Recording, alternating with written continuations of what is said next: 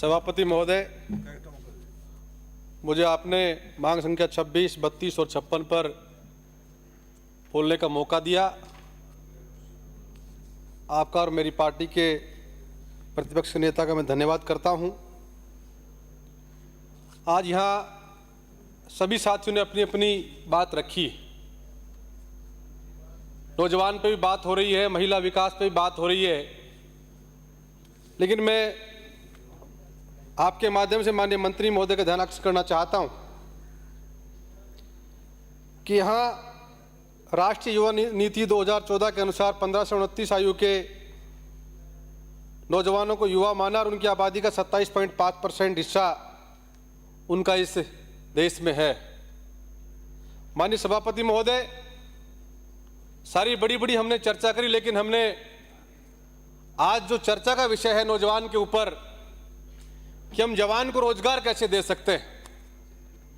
4 लाख नौजवान को रोजगार की बात आपने यहाँ कही है कि 4 लाख हम लोग नौकरियां देंगे 5 साल में, लेकिन वो 4 लाख नौकरी कहाँ देंगे, किसको देंगे, प्राइवेट में देंगे, सरकारी देंगे, गैर सरकारी देंगे, वो आपने कहीं जिक्र अभी तक नहीं किया है। सभापति महोदय, मैं आपके माध्यम से एक निवेदन करना चाहता हूं कि रोजगार के लिए इकोसिस्टम विकसित करें जिससे कि नौजवान को रोजगार मिल सके।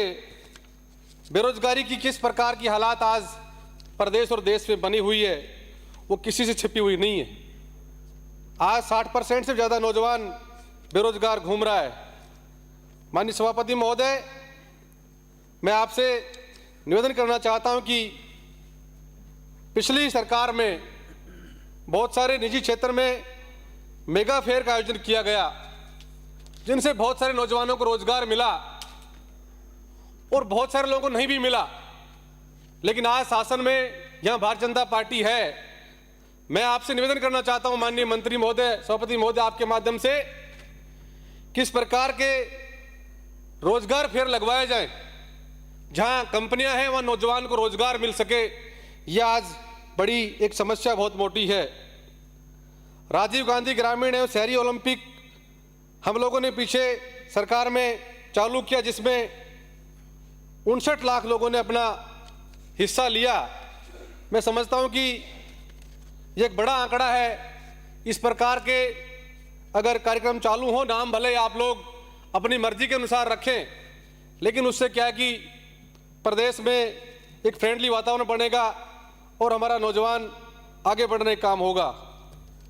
मैं माननीय सभापति महोदय आपके माध्यम से ध्यान दिलवाना चाहता हूं मैं आदरणीय मंत्री महोदय का कि मेरे विधानसभा क्षेत्र में नीमराना औद्योगिक जोन है जिसमें देशी और विदेशी कंपनियां वहां लगी हुई हैं। घिलोट में औद्योगिक जोन है, मेरे वहां शाजापुर में औद्योगिक जोन है, लेकिन बड़े दुर्भाग्य की बात है कि वहां लोकल नौजवान को रोजगार नहीं मिलता है। मैंने पहले भी सदन में इस बात की चर्चा की कि सबसे बड़ी चिंता किसी बात की है तो आज नौजवान के रोजगार की है। एक माता पिता अपने बच्चे को पढ़ाता है कि पढ़ लिख करके ये और आने वाले वक्त में जब पढ़ लिख जाएगा तो नौकरी करेगा और परिवार चलाने का काम करेगा। अपने खून पसीने कमाई उस अपने बेटे के ऊपर न्यौछावर करता है वो माता पिता। वो जब पढ़ लिख करके वो आता है तो सरकारी नौकरी तो नहीं मिल पाती, लेकिन सभापति महोदय जब वो निजी कारखाने में जाता है तो उसको ये कहकर बाहर भेज दिया जाता है कि आप यहाँ के स्थानीय नौजवान हो इसलिए आपको रोजगार नहीं मिलेगा। मेरा आपके माध्यम से यहाँ सदन को मैं अवगत कराना चाहता हूँ कि कोई नीति बने जिस नीति में लोकल नौजवान को रोजगार मिले जिससे कि वो नौजवान अपना पेट और अपना परिवार को पाल सके। आज औद्योगिक जोन लग गया, नीमराना में लगा है, वह पूरा इलाका प्रदूषित हो रहा है तो हम लोग झेल रहे हैं। हमारी बिजली काम में लाई जा रही, हमारा पानी खत्म हो रहा है, लेकिन रोजगार नहीं मिल रहा। मैं आपके माध्यम बताना चाहता हूं माननीय सभापति महोदय कि मेरे क्षेत्र में कुछ कंपनियां ऐसी भी हैं जो कंपनी गंदा पानी जमीन में बोरिंग करके वापस डालने का काम कर रहे हैं। बड़ी बीमारियां फैल रही हैं, वो भी हम लोग झेल रहे हैं और फिर भी हमें रोजगार नहीं मिल रहा। इसलिए मैं पूरा पुरजोर तरीके से आपसे मांग करता हूं कि सरकार कोई कानून बनावे और उस कानून के तहत हमारे इलाके के नौजवान को रोजगार मिल सके। एक CSR का फंड है, अगर मेरे इलाके में कंपनी लगी है तो CSR का फंड भी मेरे इलाके में खर्च हो जिससे वो इलाका डेवलप हो सके। लेकिन CSR फंड लगाने के नाम पे बंदरबाट होती है, उधर में पैसा कहाँ जाता है। मेरे इलाके में 200 से फालतू कंपनी लगी हैं, लेकिन आज भी आप हालात देखोगे तो कितने बद से बदतर हालात हो रहे हैं। स्कूलों में जब डिमांड करते काम करने की तो वहां भी काम नहीं करते। मेरा निवेदन आपसे कि इस पर कोई काम किया जाए। आपने थीम बेस पार्क डेवलप करने की बात करी है, मैं सभापति महोदय 2 मिनट आपसे और लेऊंगा। थीम बेस पार्क की बात करी है, वो पार्क जहां हम लोग लगाएंगे उन पार्कों की जमीन जिनसे लेंगे काश्तकार से, उसके बारे में हम लोग चिंता करेंगे। उसको हम लोग कहाँ उसका संरक्षण कैसे करेंगे, उसको रोजगार देंगे, उसको क्या मतलब कहाँ उसको अपन सुविधा उपलब्ध कराएंगे। सभापति महोदय, मैं आपके माध्यम से बताना चाहता हूं, मैं महिलाओं के लिए 2 बात कहना चाहता हूं। आज जिस प्रकार की पुरुषवादी सोच इस प्रदेश और देश में है कि कहाँ महिलाओं का स्थान है, हम सब लोग इस बात को जानते हैं। बड़ी बड़ी बात भले हम सदन में आके करते होंगे, लेकिन जो एक्चुअल में उनको अधिकार मिलना चाहिए वो अभी तक भी मैं समझता हूँ नहीं मिल पाया है।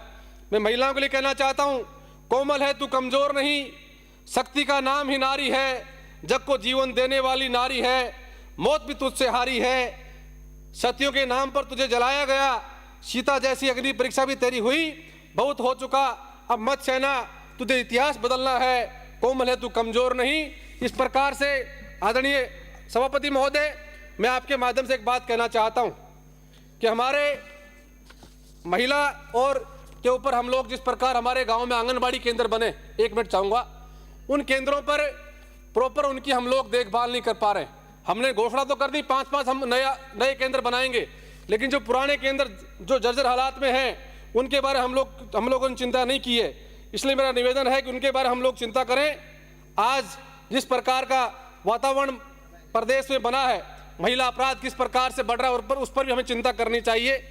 माननीय खड़गे साहब ने लोकसभा में एक जो कविता पढ़ी थी, मैं वो पढ़ना चाहता हूं। बेटी दी है रब ने, बेटी का हिसाब क्या देते, सवाल सारे गलत थे तो तुम जवाब क्या देते, आज जिसकी आवाज को तुमने कदमों तले दबा दिया, रुख मोड़ दे आंधी का वो तुम अधिकार तो देते। अधिकार मिले तो महिला निश्चित रूप से इस देश के अंदर बड़ी क्रांति ला सकती है। मणिपुर के हालात आप सब लोग जानते हो कि किस प्रकार के हालात मणिपुर में हो रहे हैं। लोकसभा 1 मिनट सभापति महोदय, केवल आधा मिनट चाहूंगा। लोकसभा चुनाव से पहले आपने 128 संविधान संशोधन कर महिला आरक्षण बिल विधेयक 2023 नारी शक्ति वंदन अधिनियम पारित किया था और आपने कहा कि महिलाओं को आरक्षण देने काम करेंगे, लेकिन आज तक 26, 32 और 56 पर मुझे अपने बात रखने का मौका दिया, इसलिए मैं आपका बहुत